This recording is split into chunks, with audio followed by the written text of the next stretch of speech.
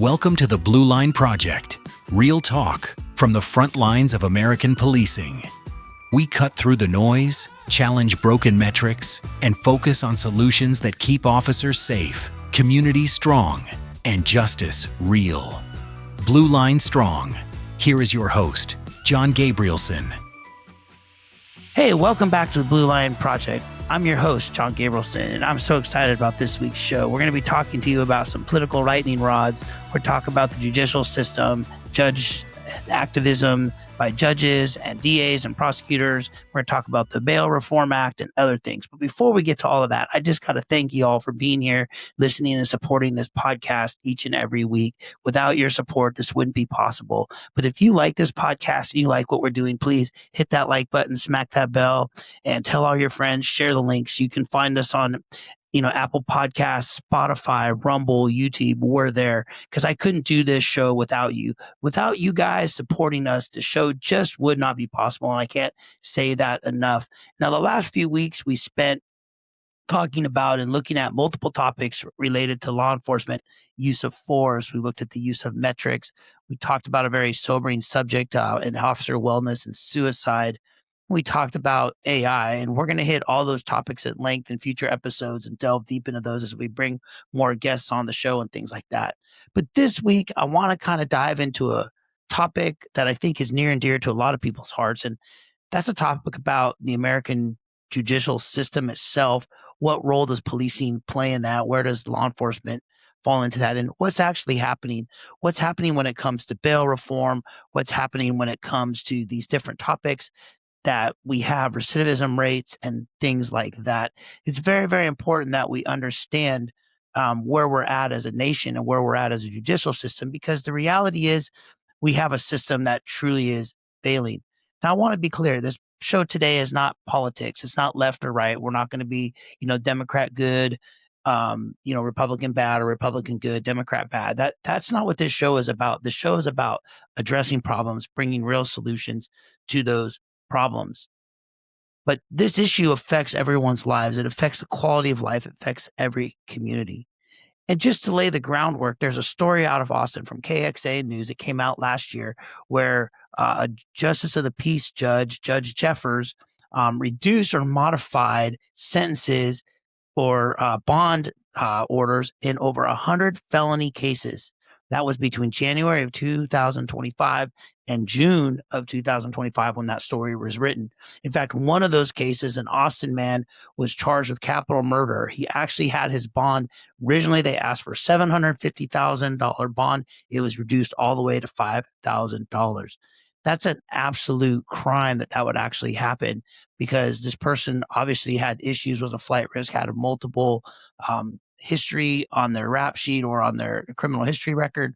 And so, that bond, I believe, was absolutely more than called for, and to reduce it down to $5,000 in the name of equity is absolutely crazy.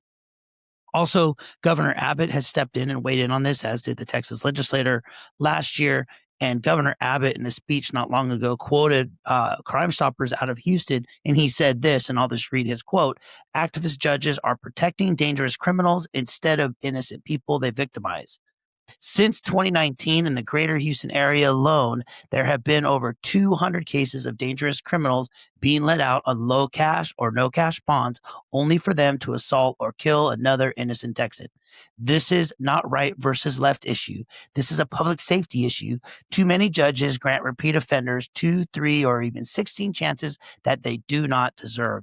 State representatives must fix that by passing a constitutional amendment. Lawmakers must choose support the safety of citizens they represent or the criminals who kill them.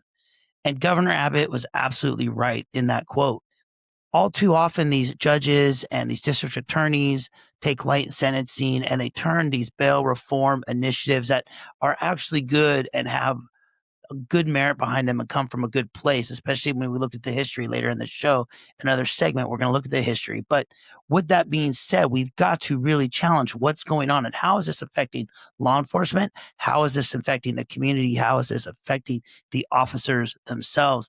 Another case in 2022, authorities charged a gentleman by the name of Carlos Rusi, and he was charged actually originally in California in several drugging cases.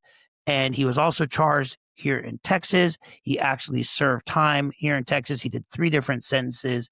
He then got arrested again, was let back out on bonds and let back out on probation. And in 2024, he was given 5 years of probation for one of his juggings. And while on probation and back out of jail, he robbed a 7-year-old man, took his money from an ATM machine, and then left in a vehicle. He was also charged down in Harris County for an incident back on July 21 of 2025 while he was still on probation. He was also charged in Pearland for stealing money from a person after they went to an ATM in another robbery. And he had jugging cases and one case after the other. And this gentleman still was out. And he was released once again in Montgomery County. So here's my question. Why does this happen? How in the world does this happen?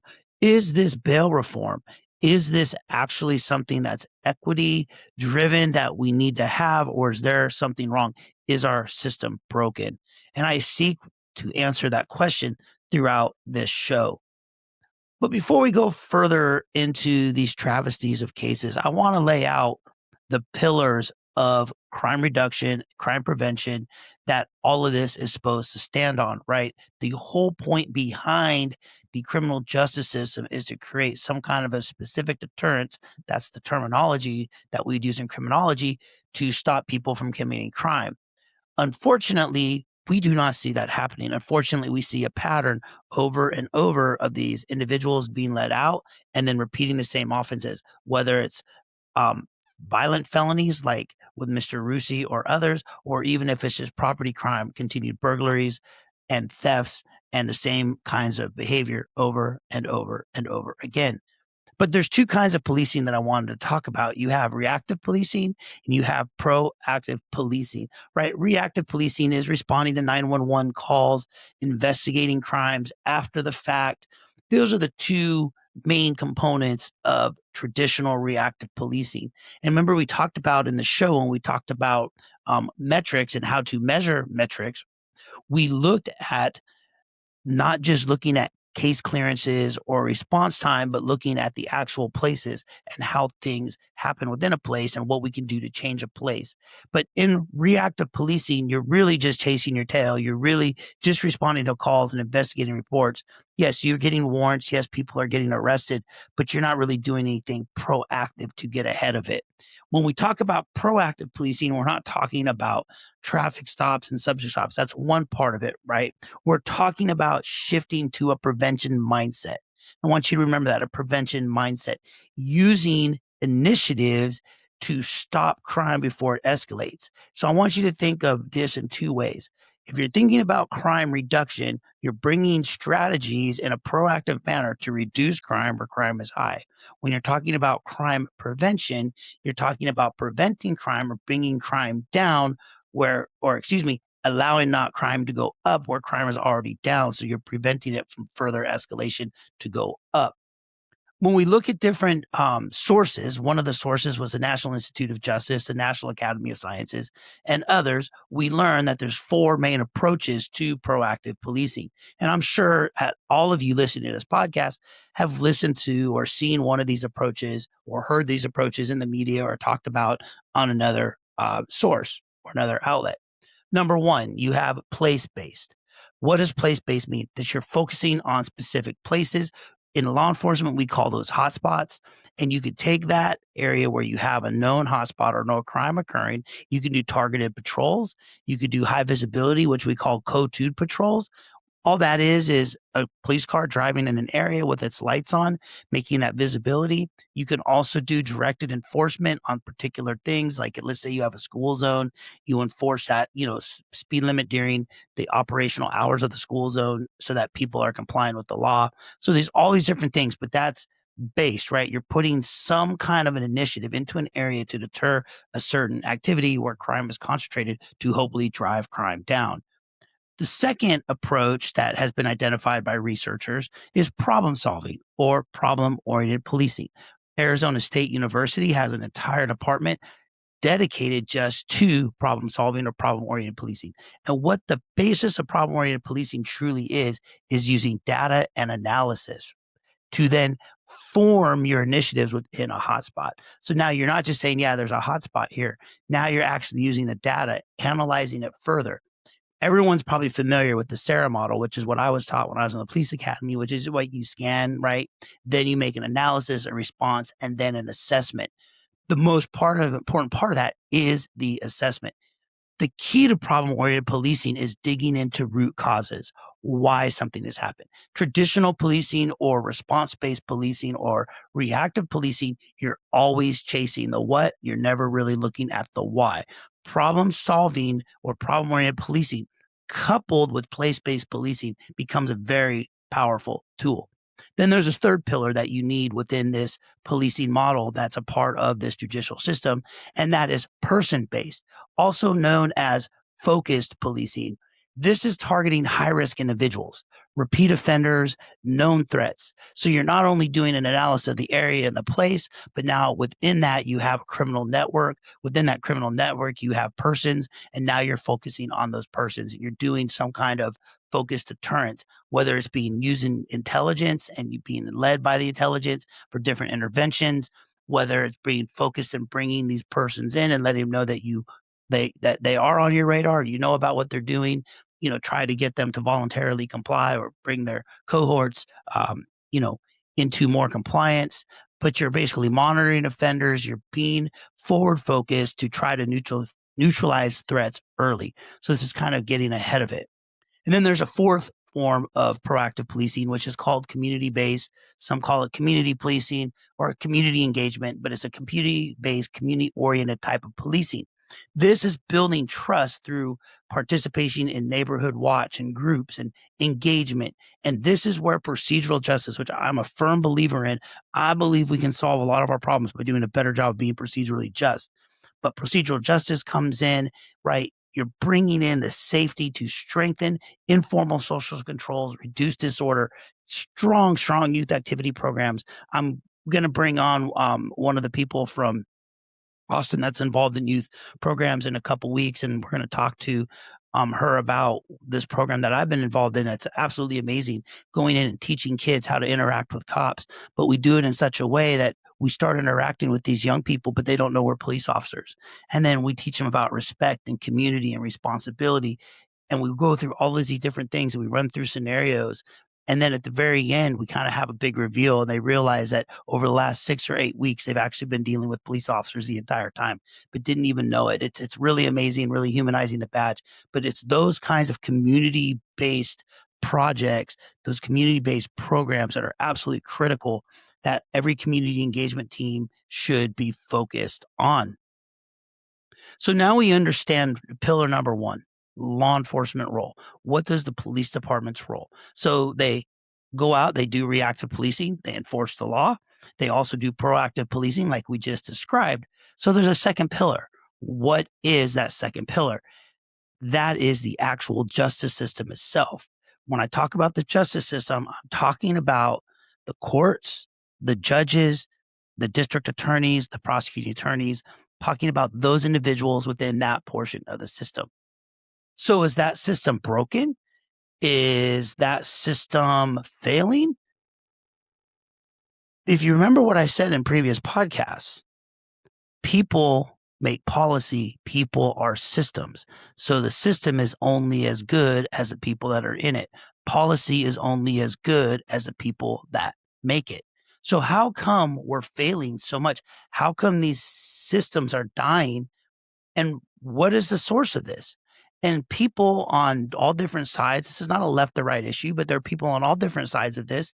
And one side says, well, it's all about equity and bringing fairness to those that are discriminated against and happens to be, minorities and blacks and those with low income. Then you have the other side that, is all about, strong and deterrence and, we're messing up, we need to hold everybody accountable. And so you have these two kind of competing sides within this argument.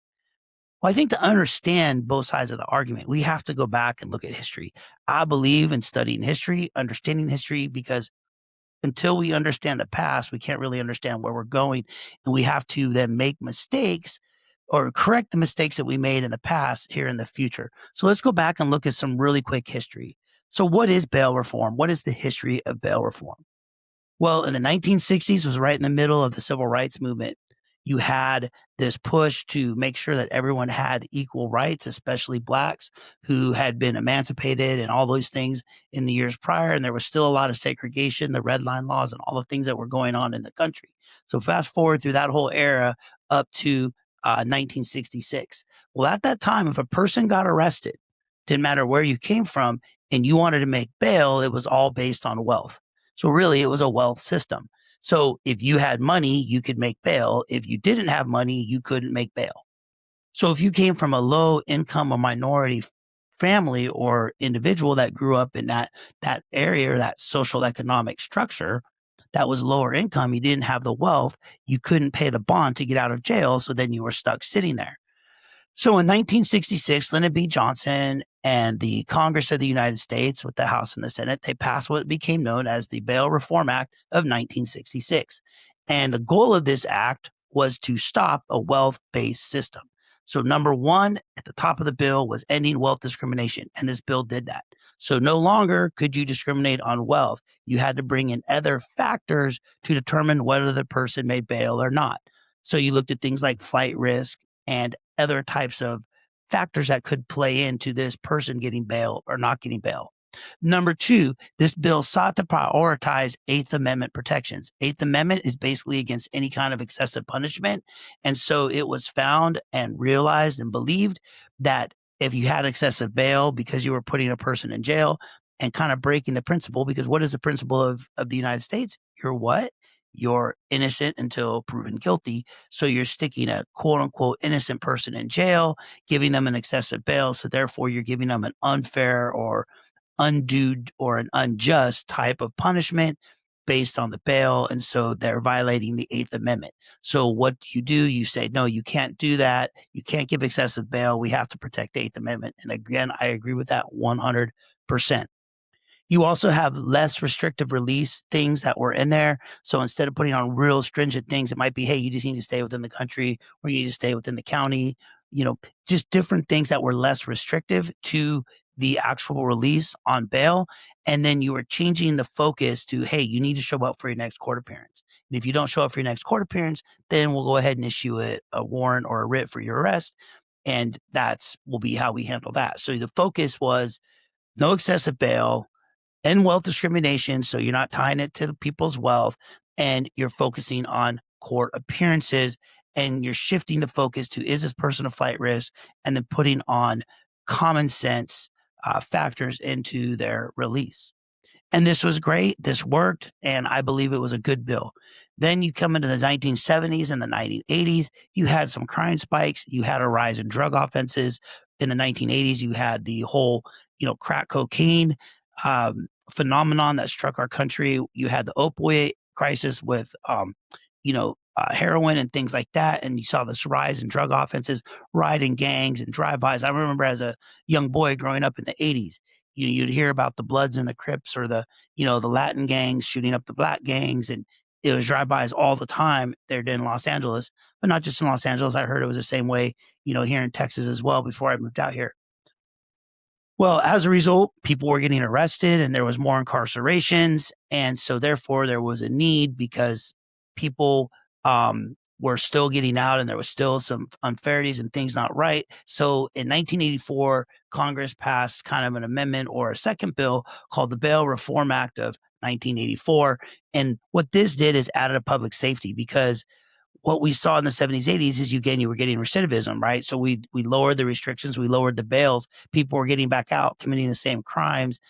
Maybe they weren't a flight risk, but they were just going back to their community, recommitting those crimes within their community. So now with the Bail Reform Act of 1984, we're adding a whole public safety component. So not only are you looking at flight risk, not only are you looking at protecting against excessive bail, but now you're looking at, okay, what are the risks that this person could be to the community, and that will also be a condition of what kind of bail is set for this individual. And I believe that is all great and wonderful. Then you fast forward to 1994. Now, in 1994, you had the zero tolerance. Again, you still had the rise in crime, and people just felt that things weren't harsh enough. So you really had to button down and really hit it hard, right? And so you passed in 1994, they passed the crime bill under Bill Clinton, which he signed into law, which created school resource officers, created the three strikes laws, gave 180,000 officers, became a very tough on crime approach. Well, as a result, lots of people ended up going to jail. Since that time, a lot of the individuals involved in the drugs and the delivery happened to be Black or minorities. They were going to jail. They were getting higher sentences. The three strikes were in full effect. And so you kind of had this tough on crime, but it was disproportionately affecting one portion of society. So then roll ahead a few years into, the 2000s and into today, and now you have another call for bail reform, and you have this whole phenomenon of cashless bail, which I believe is absolutely needed. I believe that we do have to have forms of cashless bail, and I think bail should be commensurate to that which the crime that was committed. But unfortunately, I believe that today we have had a shift and that we have a politicization of the bail system. So now we're pushing a political agenda by using bail and bail reform as a cover for the story, right? Or for a story and not the story. And so you have now corrupt DAs and corrupt judges pushing an agenda from the bench using their powers and position to push that agenda. And you might say, well, John, you're just making that up. No, I'm going to bring the receipts here to back up what I'm saying. But crime is down right now. And there's been a tough approach on crime. And crime has been falling really since after the pandemic. So there is truth that crime is coming down. But really, crime really started coming down and dramatically came down despite the bail reform issues that we have, really came down last year with the summer heat operation that was led by the FBI and Department of Homeland Security. Just to give you an idea of what happened with this tough on crime initiative, in that time frame that they run Operation Summer Heat, there was a 17% decrease in gun assaults, 21% decrease in carjacking, 24% overall drop in crime as compared to 2024 in the same sample cities. So overall in the US, crime fell in 2025, both violent and property crimes. And there was also, I must mention, a 20% drop in homicide. So you can attribute this to, well, crime was already coming down, but I believe that this was attributed to a tough on crime approach because they were actually going out and arresting, according to the numbers put out by the FBI, they arrested over 8,000 hardened criminals that were tied to criminal gangs, really violent acts, homicides, and different things like that. So you really had this crackdown on those individuals. That's going to make a huge, huge difference in your overall crime rate. Remember, when you're talking about crime and criminality, the reality is only 1% to 3 to maybe 4% of any given population is truly a career criminal. Think about that, 1 to 3%, maybe 4% depending on where you look at the numbers. So you have these people that are getting constantly recidivism rates. So even though crime is coming down, we still have this high recidivism rate, and we still have too many stories of tragedies that are happening around the country because of people being released that should not be released in the name of bail reform. During summaration heat, one of the ways the federal government's got around some of these local jurisdictions like Austin, Texas, who has very lenient bail reform or bail practices, was to go federal. Now, they didn't go federal on all the charges, but on many of these cases, they were able to go federal with gun charges, drug charges, and other things. What that does is allows the federal government to take these criminals, avoid local judges and DAs, local courtrooms, and go straight to federal court. Therefore, you can get stricter penalties, stricter bail penalties, and they're not going to get out. And therefore, you take away a lot of those repeat offenders. So this current administration's priorities have been to oppose bail reform or cashless bail for hardened felons, for violent offenders. I don't see how you could disagree with that. I don't believe that hardened felons, criminals that are committing, criminal acts that are felonious in nature, right? They're committing these acts. Why should they be getting let back out of jail on a routine basis? They shouldn't be. They become a menace to society. If you go back to the Bail Reform Act of 1984, we're looking at, is this person a danger to society? If the answer is yes, they shouldn't be let on bail. Could this person possibly repeat the same offense they just occurred and they just committed and got arrested for? Yes, they shouldn't be let out on bail, or the bail should be so high that it's very difficult for them to make that. So that is just common sense. So we're looking at this, but I want to be clear. All of these cases that we're talking about are bad and they're serious, but there is a trend downwards in crime. So I don't want to be sounding like I'm spelling out some kind of doom and gloom. I'm not. But I believe there is still a problem.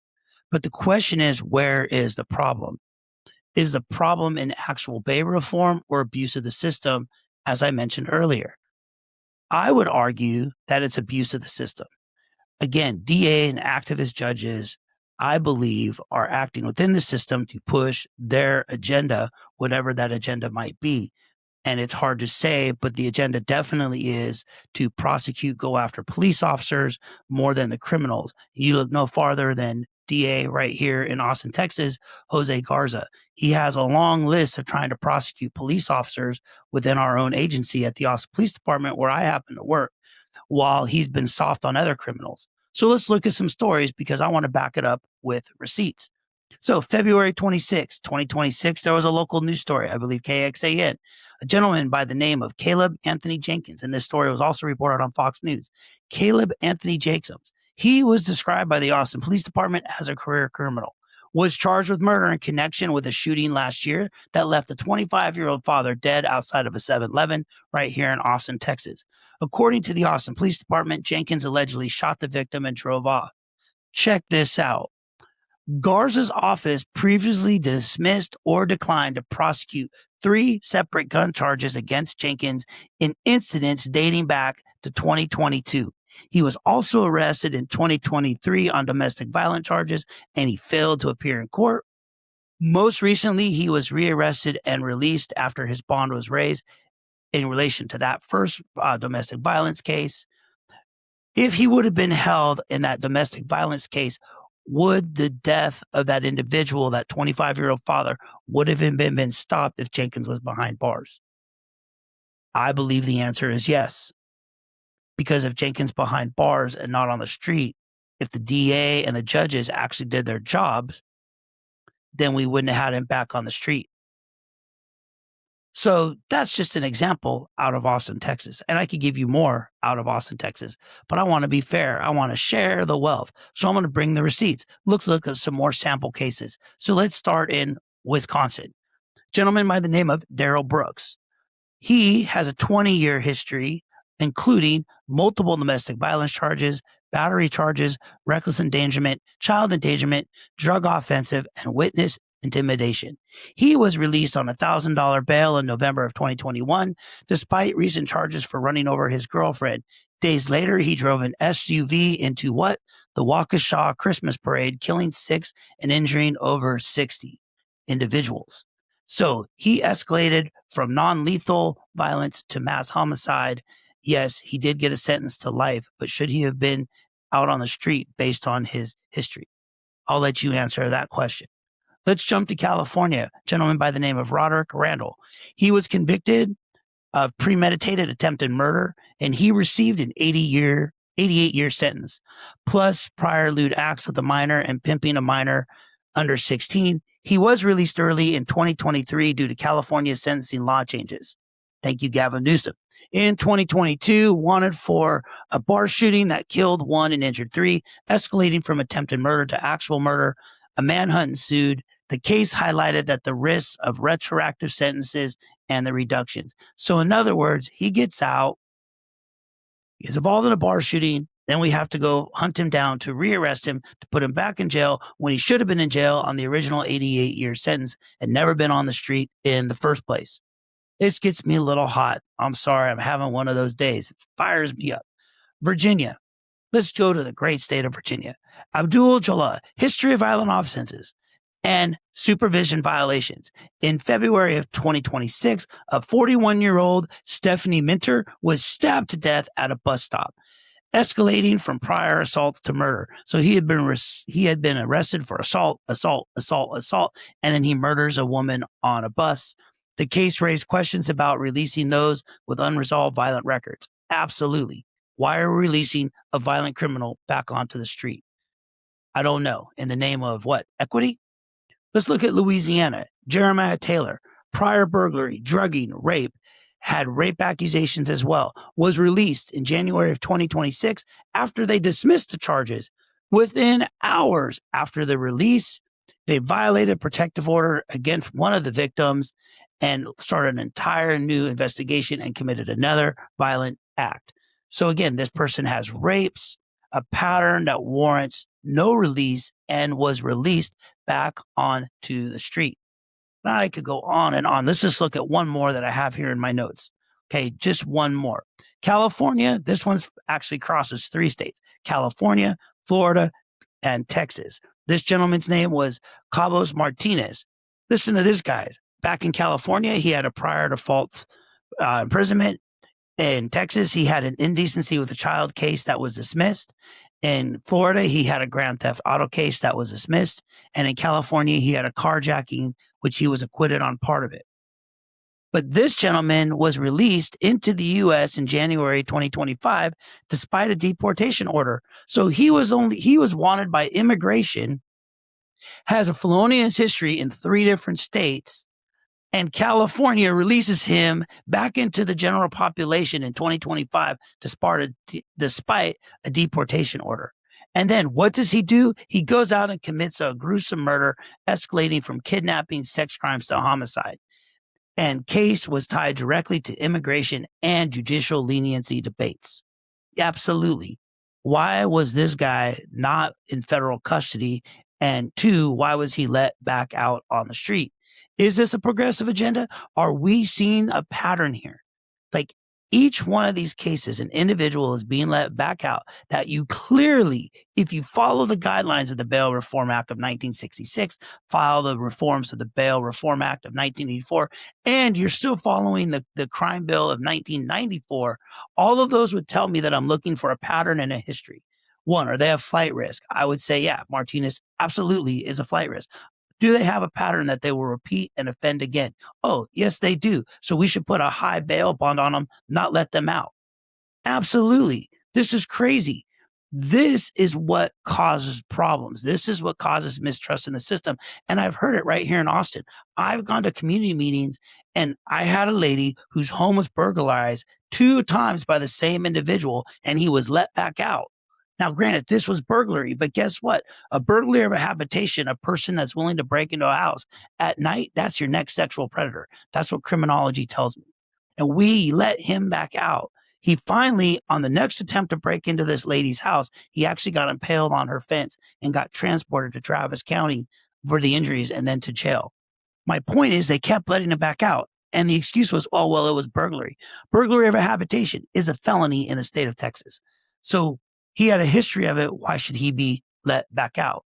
But yet there's groups like the ACLU and things, and they defend and are there against mass incarceration.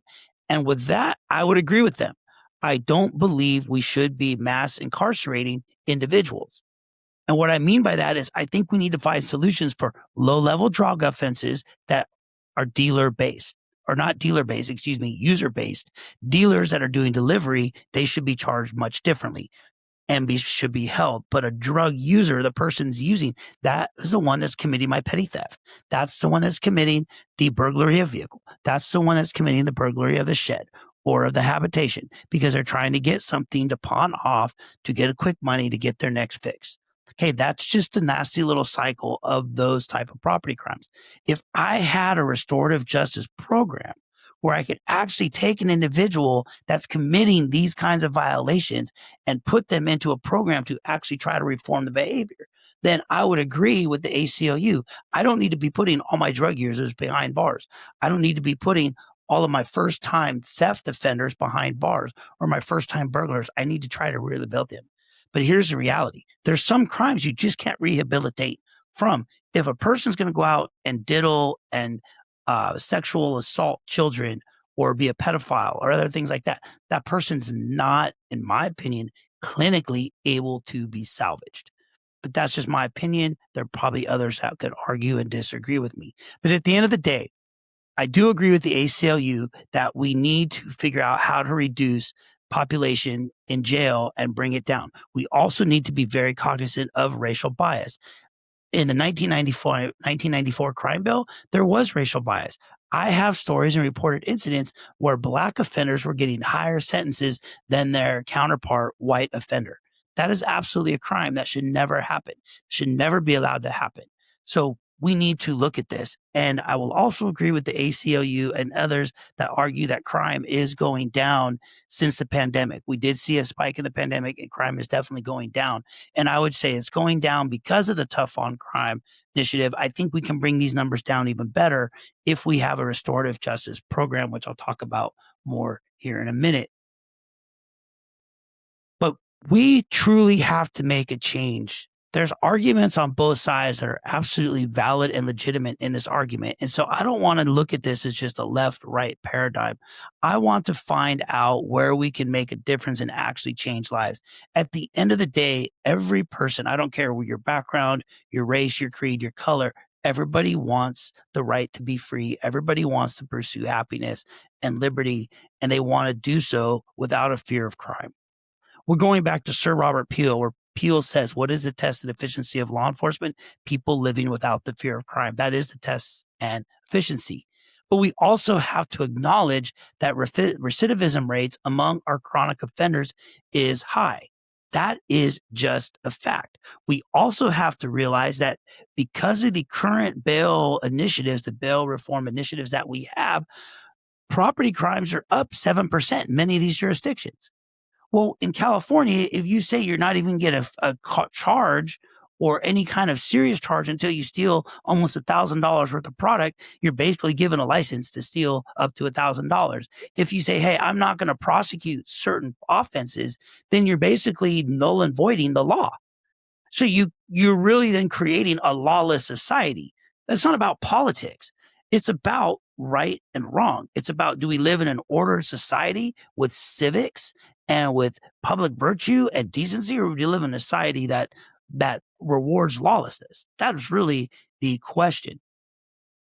But going back to the idea of, people and recidivism rates, really interesting, some facts that I found here in my study from the Bureau of Prisons. When you look at a study that looked at all the prisons, 83% of all state prisoners were rearrested within 9 years. That's out of a 2005 cohort study. Let me say that again. 83% of state prisoners were rearrested within 9 years after being let out. In that same study, it said in other prisons, violent offenders, 63.8% rearrested within 8 years, but it gets worse. For nonviolent career criminals, the rearrest rate was much higher. So what does that tell us? And that's nonviolent, low-level crimes. And we are releasing this 2 to 3% without strong oversight. We're amplifying the risk to the community, and we are definitely not engaged in any kind of actual deterrence. So again, we cannot release this 2 or 3% over and over again because they became and become a scourge on society. So what happens? How do people get like this? Why do we have this recidivism problem? Why do we have these career criminals? What actually happens? What are the root factors in criminality? Well, the question becomes the question that every criminologist asks. Why do people commit crime? Why do people offend repeatedly? And what works? Is it always being tough on crime? Or are these smart reforms really good, and do we need to keep them? And I think the question answered this way. It's all of the above. We need to both be tough on crime, but we also need to have smart reforms. Remember, 2 to 3% of our population is made up of solid core criminals, and that is where our focus needs to be. So what creates these career criminals? Where does criminality factors come from? Well, according to criminology, I'm going to give you some of the factors that the criminologists have given to us through different studies that come out of the different criminology schools. One of the factors is parental relations. Yes, believe it or not, families make a difference. Studies have shown that homes with two parents, a mom and a dad, traditionally will have a higher rate of kids that are not criminals. Now, does that mean that two parent home families don't create criminals? That's not what that means. It's just saying that those children have a higher percentage rate of not being a career criminal because of the parental relations in the house. Now, what if you have a broken home where you have fighting and abuse? That's a totally different story.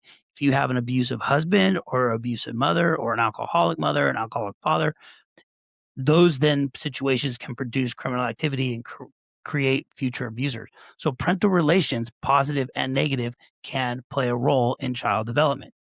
Single family homes, same thing. Am I saying that a single mother or a single father cannot raise their children's? I was a single father. And you absolutely can raise your children to act right. You just have to have discipline and order within your household. Criminologists also say that sometimes it's heredity. And you may say, what, it's born that way? No, but crime can be passed from the father to the son, or from the mother to the daughter, from the father to the daughter. And we see this when I was working in East Austin. I remember dealing with crime families. You're dealing with the father, let's say in 2006, and this happened to me.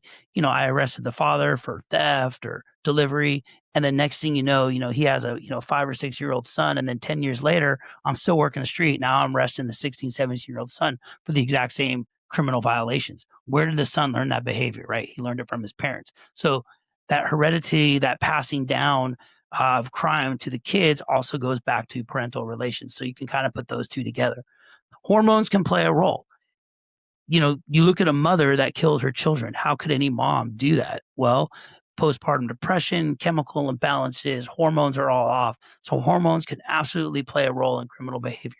Here's a really important one. In one of the classes I teach called Problem-Oriented Policing Advanced Strategies for Crime Prevention, we talk about education and early education and how important that is, and education levels. And education levels is one of the categories that can really help a person determine whether they go to trade school, whether they go to college, but really the early education. In fact, there's a really good study. You should look it up. I'm not going to go to it in this podcast, called the Perry School Study, which studied a group of children all the way up to in their 40s or 50s. The study started back in the 1970s, followed these kids all the way through, and showed that if you got early development skills like childcare, preschool, in that early educational development, educational set, for these individuals to get into, that they had a far higher rate of success down the road versus the control group, which had nothing, which showed higher levels of incarceration and criminal activity. You also have peer influence. I've dealt with this personally in my life with my own children, right? Understanding who their friends are and seeing how friends can influence our children. So you have to understand that peers have a huge influence. That's another source of criminality where these individuals will learn it.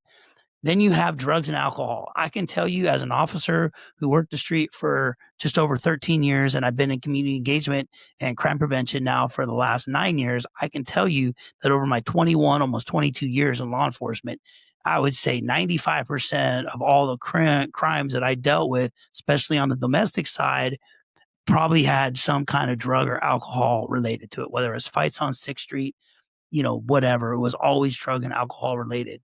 Even many of my traffic crashes were DWI crashes and things like that. So drugs and alcohol absolutely play a role. Drugs, sex, and rock and roll, right?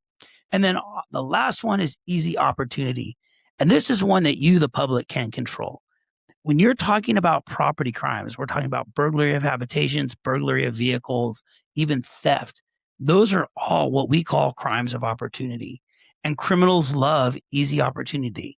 Most criminals are really lazy. Most criminals aren't the Ocean's 11, right? Where they're getting the, plans and the schematics of the Bellagio to go steal from the vault, right? That criminal is a different class.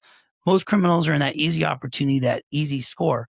So if you don't leave items in plain sight, lock your doors, close your garage door, you're probably not going to be a victim of burglary. Just going to say, when I first became a DR, I was curious to really bear this out. And so I went and pulled back in 2019. I pulled the last quarter of 2018. I pulled all the burglary of vehicle cases from Northwest Austin. It was close to 2,000 cases in a 3-month period. And I pulled all those cases. And I went through and I read every single one of them. Took me a Saturday and a Sunday. I went in the office and did it. It was crazy, stupid of me. I shouldn't have done it. I'll never get those days of my life back. But this is what I learned. Every single one of those cases had 2 common denominators. 1, a door was left unlocked. 2, item was left in plain sight. Whether the door was broken or the window was broken or they forced entry or didn't force entry, those were the 2 factors. Doors left unlocked, items left in plain sight. So I would feel safe to say that a majority of those were actually preventable. Most burglary is preventable. Then when you're talking about crime itself, there's social processes to all of this. And I'm not going to teach a criminology class here, but just know criminologists have studied this and say more likely than not, there's a thing called criminal process theory where criminal behavior is often learned through other human interactions. This actually is just a bearing out of common sense, right? How do our children learn? They learn through watching things. When I was a little boy, I would sit there and watch baseball on TV to learn how to pitch and learn how to throw, learn how to hit. And then I eventually got to play baseball, played all the way up to the college level where I ended up playing at LA City College and then 2 years at the Masters University. So I learned my initial passion from watching on TV, put it into action, and then obviously develop my skill from there. Well, crime is the same way. So let's talk about the 2 different approaches to crime. We're going to talk about tough on crime and then more of that progressive smart reform. So the tough on crime really comes down to minimum mandatory sentences, a 3 strikes type of a law, right? 3 strikes and you're out. The incarceration rate, they say, should be higher for violent and repeat offenders. It also really hinges on aggressive policing, really going into those hotspots and enforcing the 0 tolerance policies. Again, the long prison sentences, and then giving little to no discretion to judges in bail and or parole. And that was really the strategies of the 80s and 90s and in the early 2000s, what we call the get on tough era. We've seen a reemphasis on this in 2025 and 2026, right? So we've seen this philosophy come back. There are merits to this philosophy, as I said earlier in the show, but this philosophy has 4 things that I think are valuable that we can take away from it before we look at the other one. Number 1, this philosophy does keep the high rate offenders, those chronic violent offenders, it keeps them locked up, which then stops them from preventing crime. Number 1. 2, I talked about specific deterrence. There's what they call the specific deterrent offense. All that basically means is if people know that they commit this crime, that this is going to be the penalty is going to be very harsh. And so therefore they don't want to commit this specific crime because it has a specific deterrence. The most extreme of that be with like in some nations, in Islamic countries or other third world countries, you steal something, they chop off your hand. I'm not advocating that, but that would be a deterrent. Steal, get hand chopped off. Bad day, right? You don't want your hand chopped off. So that's just what that is. You also, from this approach, you get a perception of public safety because the public sees more police cars, they see more arrests, and so therefore they get this public perception. The problem with this is it doesn't focus on the actual root causes of the problem. It's a very what or oriented approach.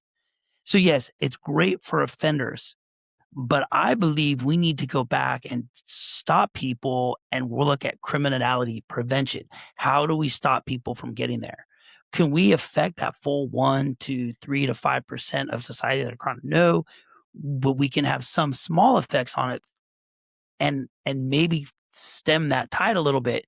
But where we can have a huge effect are those drug users and all those other people that are in our prison population on low level crimes that shouldn't be there, like possession of marijuana, because we can do a restorative justice. So I believe that tough on crime should really focus on gun violence, true violent crime, sexual offenses, and street gangs, which would also incorporate like cartel activity.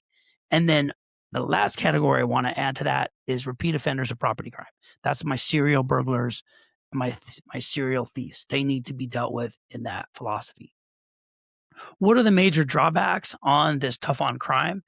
Well, the biggest drawback is there's no reform in prison. So if I give somebody a sentence for 5 years and I do nothing in prison, all I do is let them sit in prison, lift weights, study the law book, come back out, and now I have a better criminal than I had before. That's one. They don't learn anything how to be but to be a better criminal, which then lends itself to the high recidivism rate. Also, another drawback is if I try to incarcerate all that 1 to 3, 5%, that's a lot of people I'm trying to put in jail, and that becomes very expensive on the back of the taxpayers. So let's look at the actual social reform or more of the social type reforms that I would like to see coupled with the tough on crime. This starts with creating an actual restorative justice program, first and foremost. And that starts with active youth programs.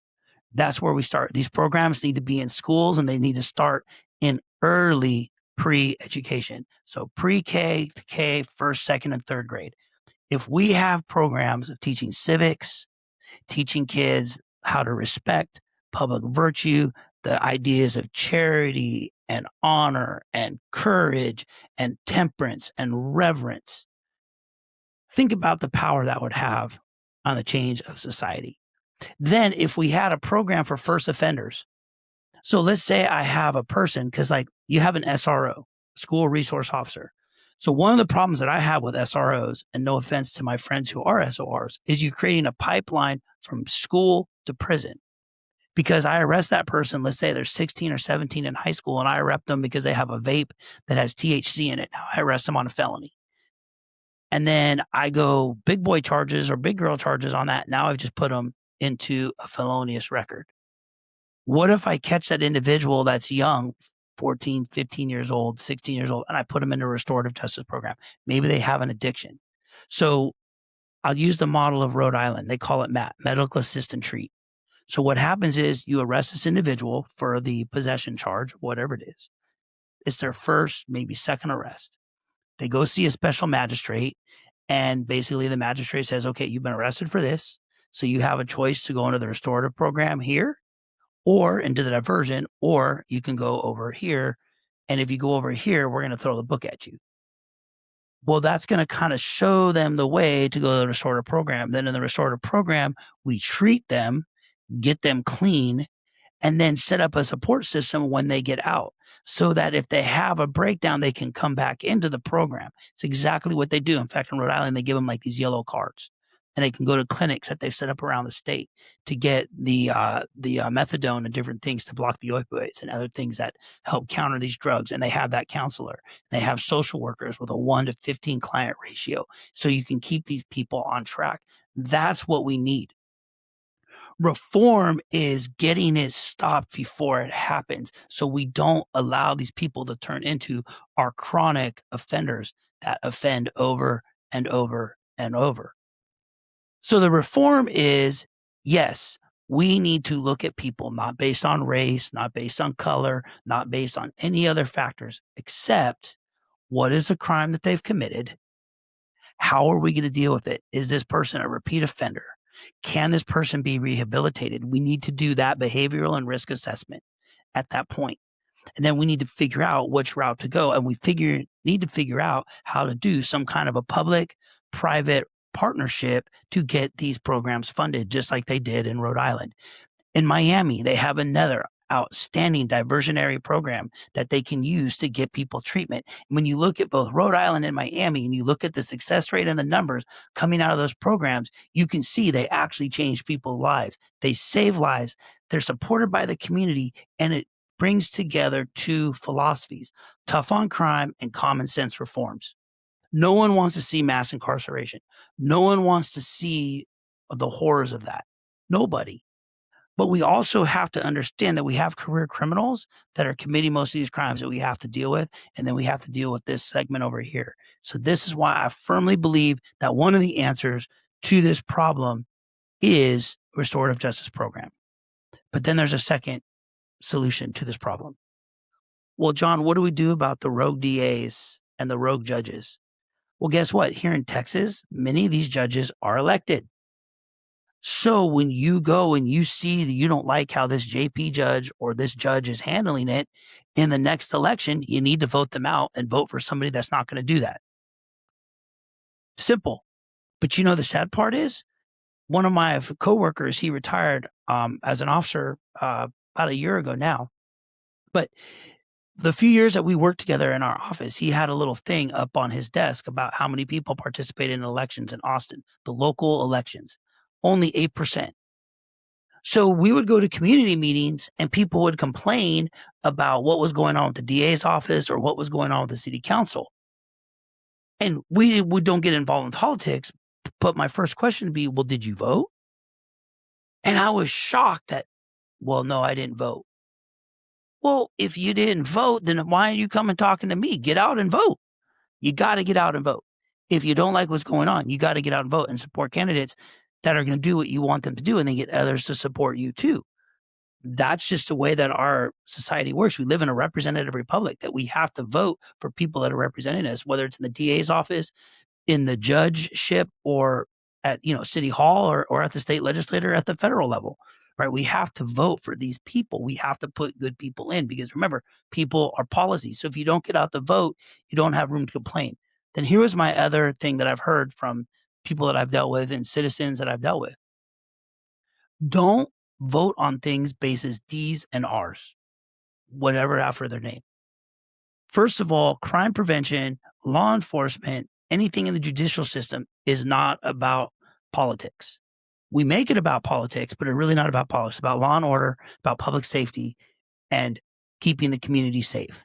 And doing that with creating the least amount of harm possible, being harm focused in our approach, and being compassionate in our approach, but being fair in our approach. And the only place that we should see everybody should have equal access and should be treated equally under the law, and where we need true equity and where we need more reform is in sentencing and in the bail reforms that we talked about, that things should be equitable there. That's where equity plays in.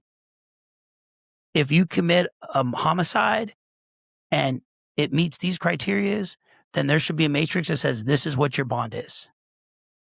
It's that simple. We do need to take some of that discretion away and lay it out so that there's rules to follow, so that we have equity in that form. We have equity in our sentencing, right? We have timeframes. So then I think we need to be more specific within our timeframes. So, maybe it's 2 to 20 years with these different factors. It's a minimum of this. These are all things that have to be done legislatively, but it requires you, the individual, to get out there and vote. The police officer, the police department, they can't do that. You have to do that. If you don't like the way things are going in your city or town, or how your DA is, and you need to vote for a new DA. Now I think there's things that the state can do and the legislature can do as well to hold some of these DAs and judges accountable. That's for a whole other podcast. So in the end, I believe that what we need to do in the judicial system to fix this broken system is balance our reforms between tough on crime, restorative justice programs. We need to do better risk assessments and be risk-based. We need to be data-driven. We need to understand what the aggravate is. We need to dump ideology and not be ideologically driven, but be data-driven.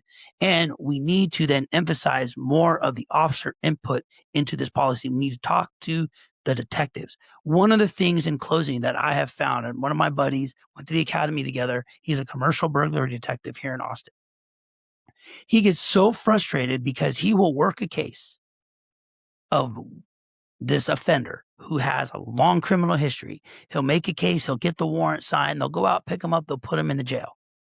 And the DA's office, along with the judges, will either give him no bond, a PR bond, or they'll plea the case down to some other charge and let him walk with probation.